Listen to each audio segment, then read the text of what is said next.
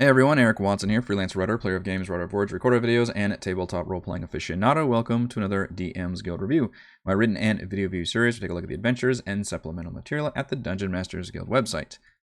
This video, I'll be reviewing the monster supplement, the Kobold Kompendium.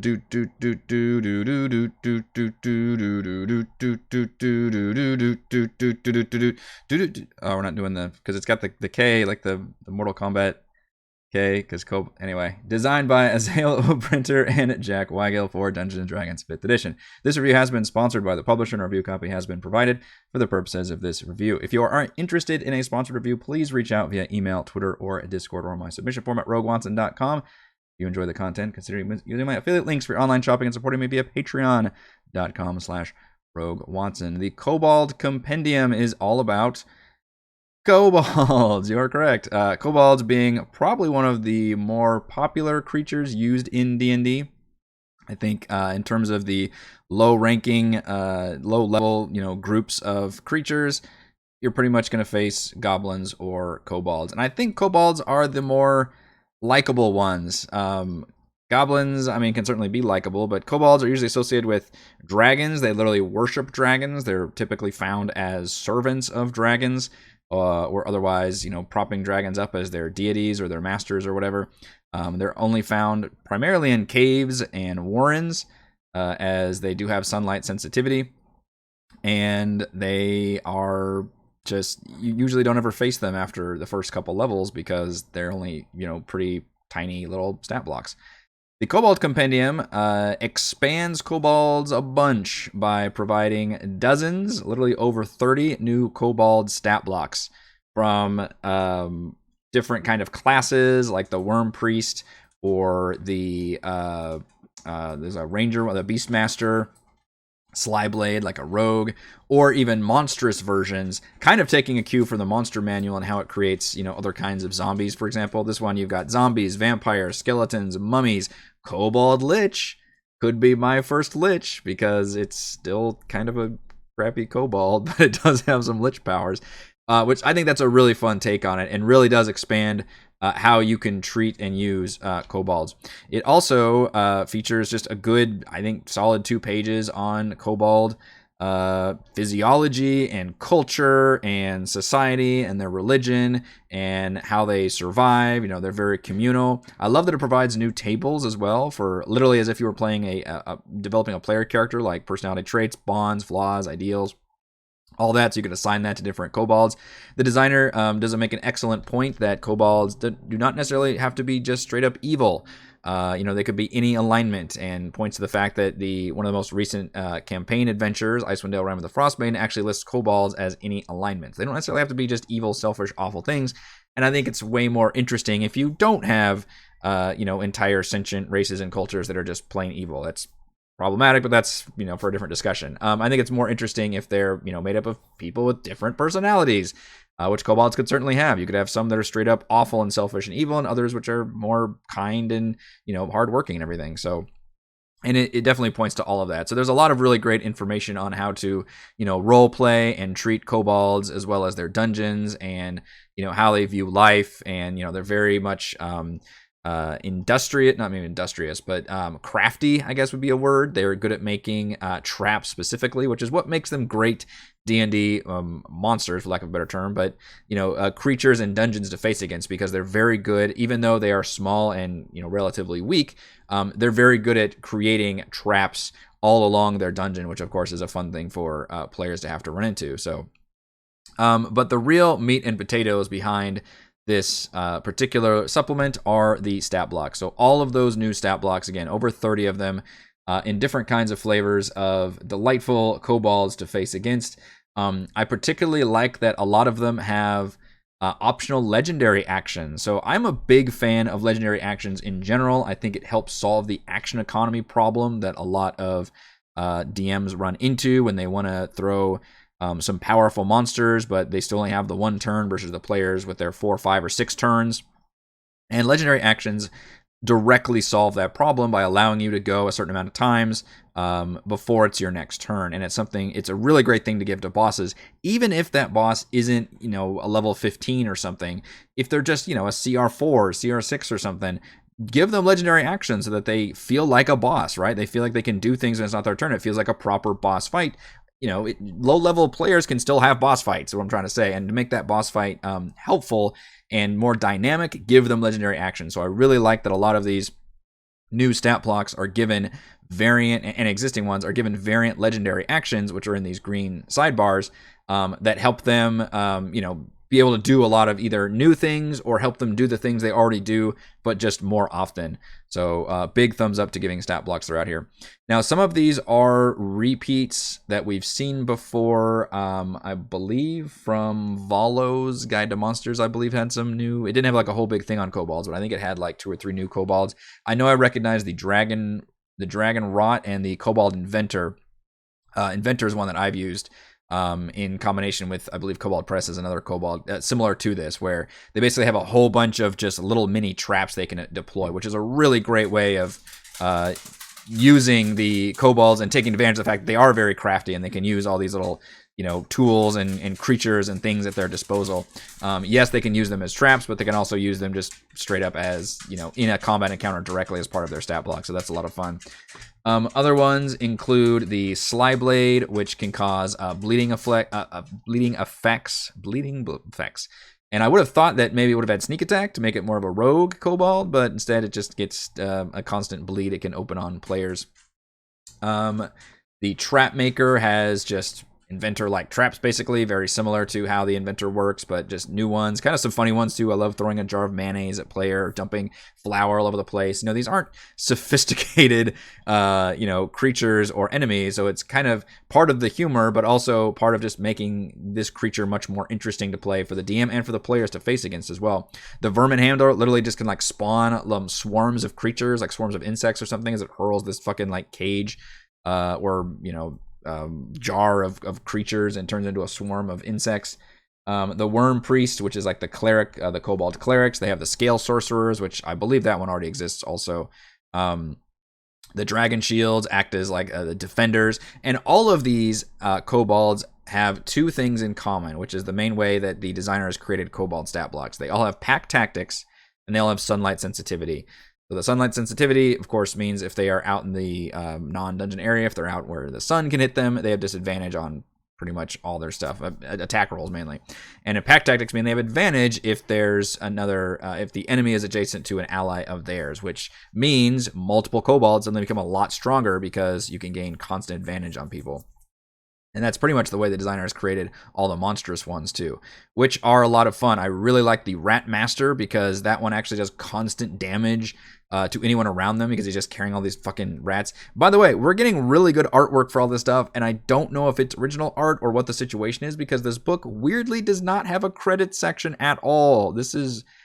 I'm sure I've reviewed some before, but one of the only ones I can think of that just does not have a credit page, which I thought you even actually had to have a credit page for the DM's Guild, but maybe not. As far as I'm aware, there's no way for me to even credit who the artist is or anything about that. So please do that. Please include a credit page because I think it's really delightful that we get all this really fun kobold art for almost every single new stat block. That really does add a lot to the supplement and work. I mean, look at this fucking kobold Ceramorph, the Illithid Mind Flayer kobold. That's fantastic. All these fun environmental kobolds, which the stat blocks don't change that much, but the art is great, right? The art makes me want to use some of these creatures. The monstrous ones are a lot of fun though. They really take advantage of interesting abilities and borrowing some of a creature's abilities, but then applying them to kobold and the way kobolds can be kind of goofy about stuff. The Flesh Golem is randomly immune to certain elements, and then it can, if it goes into its berserk mode, which I believe if it's lost a certain amount of hit points, then it can essentially explode in that kind of random element, which makes it a little bit more unique and interesting. So really interesting stat blocks here that I enjoy. The Mummy Lord can throw canopic jars, which are the jars that hold the organs, I think, the ones they literally take out when they create a mummy.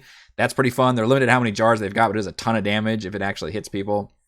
They're still all kind of relatively low level. I believe the Vampire Lich and Mummy Lord are probably a little bit stronger. The Lich actually being a CR10. But, I mean, keep in mind, CR10 is pretty weak for a Lich.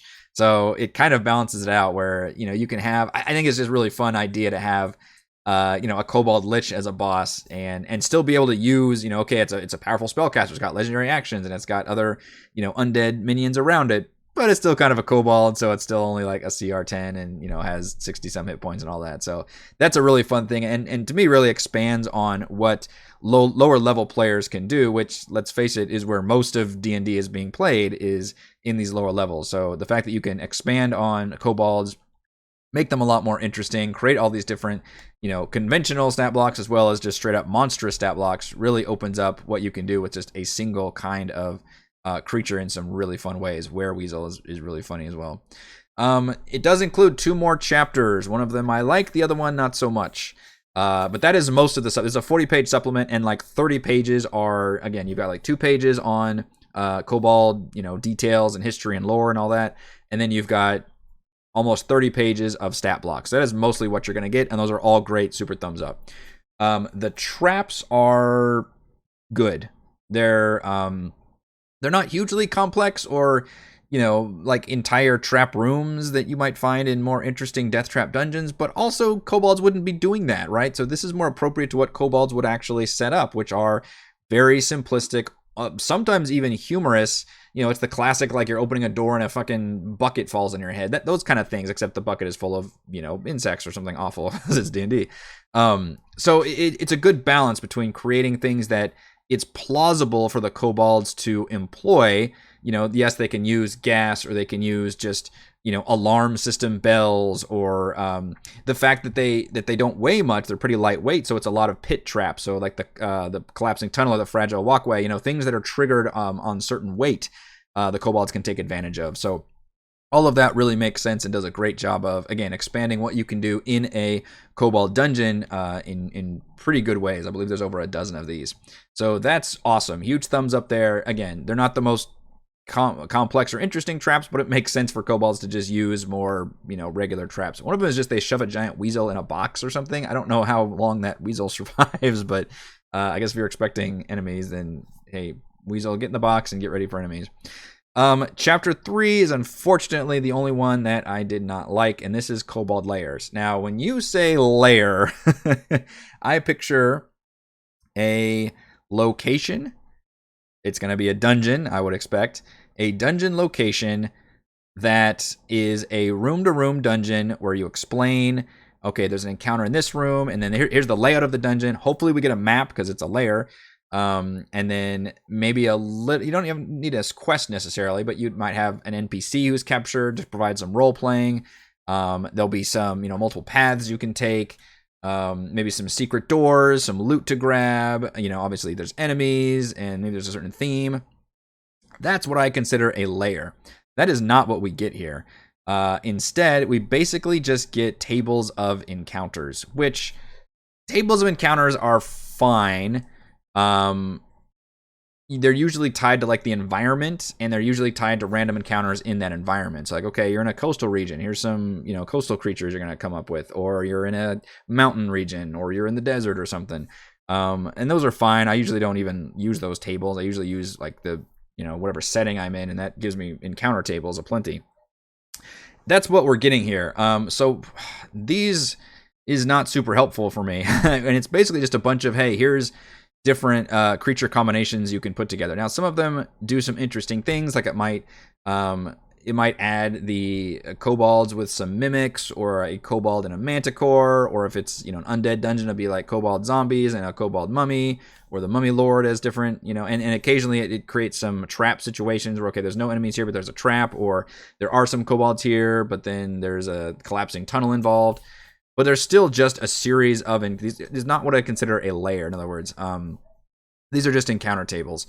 So that's fine to have, but what I would have vastly preferred is an actual, just give me one good kobold lair that has a map. It's obviously some kind of cave or warren system, but maybe you could, mix it up, have it be part of a volcano or something. Maybe it's an old dragon lair and the kobolds are, you don't need a huge backstory or quest or anything. Just like, here's the lair, your players are at the entrance. Give me the map, give me multiple locations, give me some lore to discover, maybe some NPCs, if there's a senile kobold we can befriend, or just somebody, there's a kobold cook who's, we can make friends with or something. And then have some traditional combat fights, have lots of traps. That's what I want here. So don't give me just a series of encounter tables, because that's not really helpful at all. Maybe these can provide some inspiration for how I want to use different groupings together, would be the best case scenario. But I think it would have been more helpful for folks to use. I mean, if you want to have a series of those layers, that'd be awesome. But I would just want one layer that was just had a map, had traps, had encounters, and just filled out a room-to-room dungeon, and wasn't just a series of, hey, here's, you fight, 1d4 kobolds with, it actually doesn't do Ds, it does actually say, 5 or 4 or whatever, because they are tied to different tiers, which is at least nice there. But still, this is not what I would consider super helpful for the DM, for content, actual making stuff for the players. I would have preferred an actual layer with maps and just more detail on a single layer, I guess, versus just a series of like over a dozen different encounter tables. All right, let's go over my pros and cons for the Kobold Kompendium. Pros: over 30 new kobold stat blocks, from worm priests and beastmasters to monstrous mummies and liches. Again, that is 85% of what this book is the chapter 1, all about the different new kobold stat blocks, and they are awesome. If you ever want to use different kinds of kobolds, all the variants are awesome. The new different chieftains and dragon shields and the different like classes of kobolds are really interesting. And I love that the legendary action variants, which is another pro of mine, can create more kobold variants and obviously make them that much stronger and more interesting if you want to turn one of them into basically a boss. And it's not even necessarily like the chieftain. Like there's a couple of them that actually can have different variants. The dragon rot, there's a chieftain can have it. The All Watcher, who's kind of the more spiritual leader, has them. I would have loved to have a few more of these legendary actions, just because I think, again, almost anybody can be a boss if you really care about them. But I appreciate that those are there, and I think it's a really cool pro. Pro: fun kobold artwork for nearly every new stat block. I wish I knew if this was original artwork or if this was just gotten somewhere or what the deal was, but there's no credit page, unfortunately. But I think it's awesome that there is artwork on every single page, and it looks great, and it looks like it was designed for this Kobold Kompendium, so I think that's a huge thumbs up. And then Chapter 2 is a pro, which is the Kobold the Kobold traps, which are all of the appropriate Kobold traps, which have anything that you would normally find in a kobold lair that makes sense that they would be producing and creating. And they've got that mix of humor, but also they are still debilitating or very quite damaging in many cases. And then my con is basically Chapter 3, which is the kobold layers are basically just a table of encounters, which I don't think is particularly helpful, and I think is not what layers are. I think that is just encounter tables. Layers are actually like you are designing dungeons, and you're giving those dungeons to me. So it's a bit of a misnomer there to even label these as layers, in my opinion. I would have preferred, again, just maybe one really well-detailed single layer with multiple encounters versus just a shit ton of little encounter tables. Final verdict: though the proposed layers in the Kobold Kompendium are a little more than encounter tables, the dozens of new kobold stat blocks help expand one of D&D's most popular diminutive creatures. Thank you to everyone for watching this video review. You can see my written review at roguewatson.com. You can watch more reviews and follow our own D&D adventures here on my YouTube channel. And you can support my work at patreon.com/roguewatson. Thank you.